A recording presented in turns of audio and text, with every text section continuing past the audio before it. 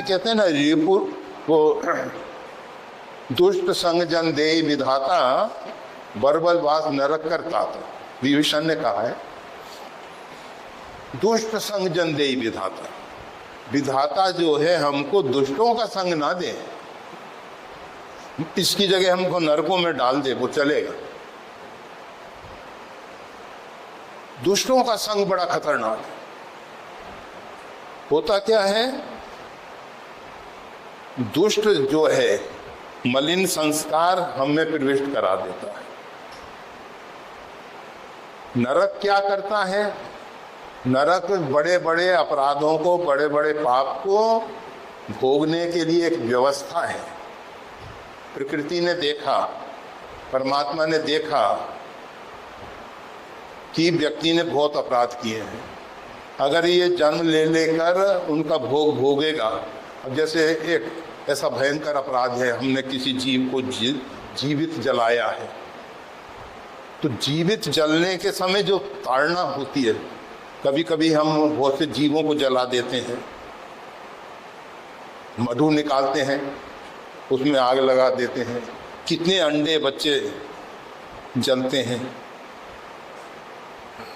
तो होता क्या है, अब हमको उस कर्म का फल अगर पृथ्वी पे जन्म लेकर भोगना पड़े तो कितने जन्म लेने पड़ेंगे हमको, और वो कष्ट, वो पीड़ा थोड़ी सहन करेंगे, उसके बाद शरीर छूट जाएगा।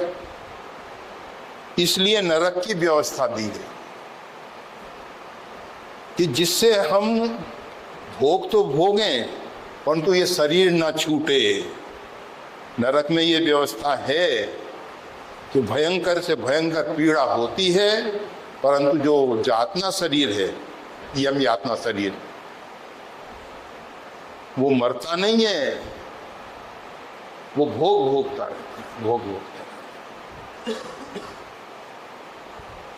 तो नरक में जाना अच्छा शुद्धिकरण है, परंतु दुष्ट का संग, दुष्ट संग जन देहि विधाता, हे विधाता हमको दुष्टों का संग मत देना, कुसंग से बचा देना।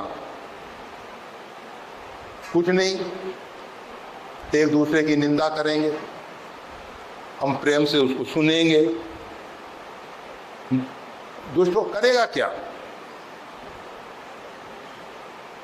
एक दूसरे की निंदा करेंगे, और जब निंदा करेंगे हम उसको सुनेंगे, तो जिसकी निंदा की जा रही है वो तो साफ हो रहा है, उसका अपराध, उसकी गलतियां, उसके पाप, वो तो सब क्षम्य होते चले जा रहे हैं।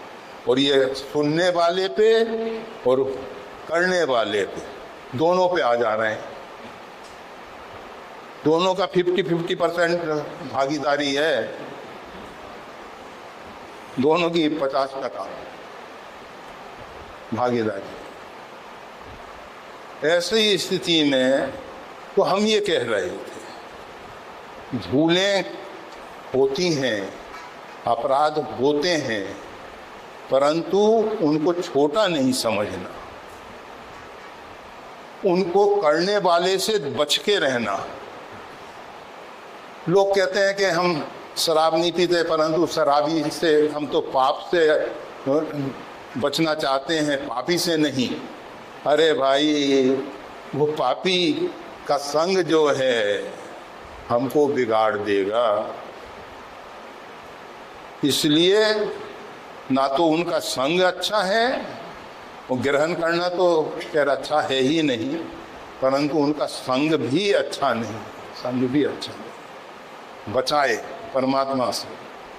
और इसीलिए या तो जहाँ सामूहिक नाम संकीर्तन हो, सामूहिक उपासना हो, उसमें जाइए, परंतु व्यक्तिगत इधर उधर ज़्यादा भटकना अच्छा नहीं।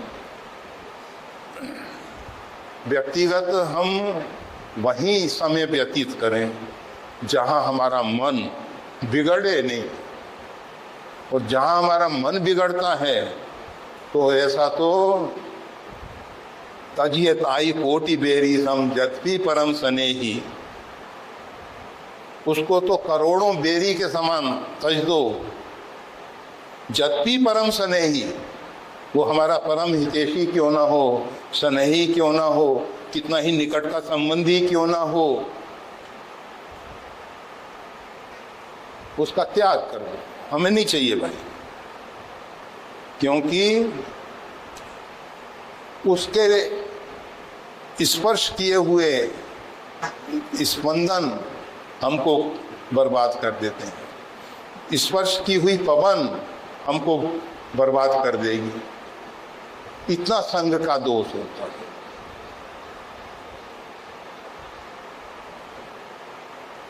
मंथरा ने जो माता कैकेयी को प्रभावित कर दिया, अनेकों बार बताया है माता कैकेयी कितनी शुद्ध हृदय वाली है, परंतु मंथरा की कुचाल और उसके प्रभाव में आकर माता कैकेयी ने पूरी अयोध्या को, संपूर्ण अयोध्या को 14 वर्ष के लिए मसान जैसा बना दिया। जब भरत जी आए हैं तो उन्होंने देखा है अयोध्या में परम सन्नाटा छाया हुआ, जैसे मसान में प्रवेश कर रहे हैं, ऐसी स्थिति बना दी थी। वो तो धन्य है भरत जी को, जिन्होंने कठोर तपस्या तितिक्षा के द्वारा, भगवत प्रेम के द्वारा अयोध्या वासियों को बचा लिया। अन्यथा अयोध्या तो बर्बाद हो ही गई थी कुसंग के प्रभाव से। कुसंग बड़ा खतरनाक है। सत्संग तो दुर्लभ है, कुसंग सुलभ है। सब ही सुलभ, सब दिन सब देश। कुसंग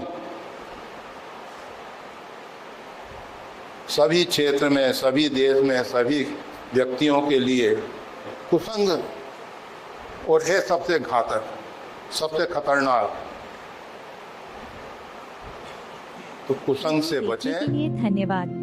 श्री गुरुदेव की वाणी का और ज्यादा लाभ लेने के लिए कृपया हमारे चैनल को लाइक और सब्सक्राइब करना ना भूलें। चैनल का लिंक डिस्क्रिप्शन बॉक्स में उपलब्ध है। जय श्री राम।